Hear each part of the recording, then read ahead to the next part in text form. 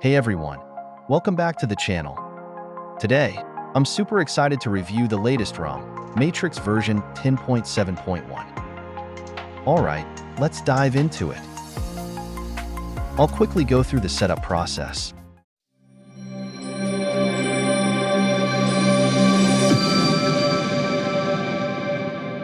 Now that the setup is done, let's head over to the Matrixx settings section and check out what customization options we have.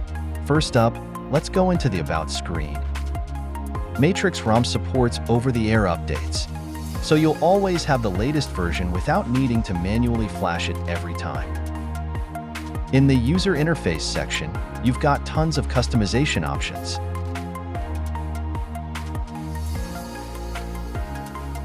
You can tweak the status bar, change clock styles, modify icon shapes, and much more. You really get full control over how your phone looks and feels. Moving on to miscellaneous settings. We've got some cool features here as well. There's a high FPS mode for gaming, an unlimited Google Photos, storage spoofing option, and swipe to screenshot functionality. It's packed with a lot of useful tools. In the button settings, you can remap your phone's buttons for various actions. Whether you want to quickly launch an app or take a screenshot, the buttons are fully customizable for your needs.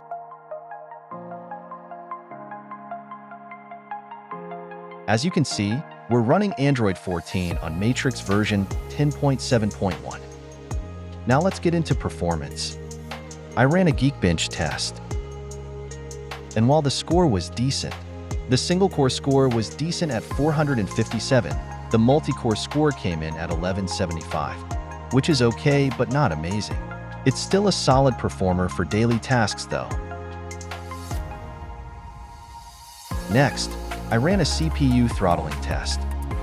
The results were stable, with no major drops in performance, and most importantly, no crashes.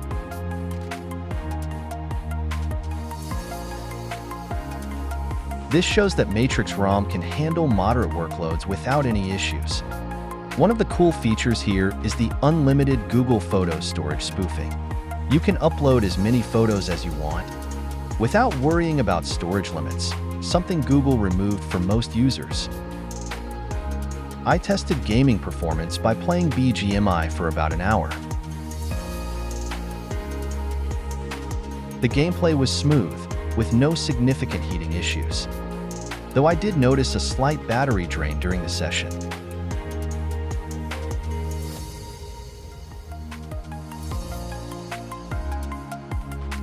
One small issue I encountered was that Play Protect wasn't certified when I first checked the Play Store.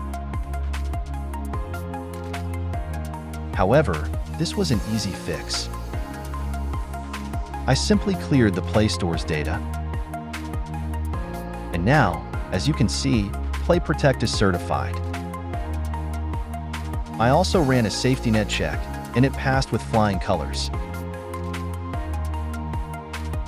The Matrixx ROM comes with the MiCam camera app, and I have to say, it does a decent job. It handles 4K 60 frames per second video recording smoothly, and the photos came out looking pretty sharp. I also tested Bluetooth and call functionality. I'm happy to report everything works perfectly fine. No connectivity issues or call drops. So that's pretty much it for Matrixx version 10.7.1. It's a solid ROM, offering great customization, good performance, and a smooth experience overall. I hope you found this review helpful. If you did, don't forget to hit the like button, subscribe, and share your thoughts in the comments below. Thanks for watching, and I'll catch you in the next one.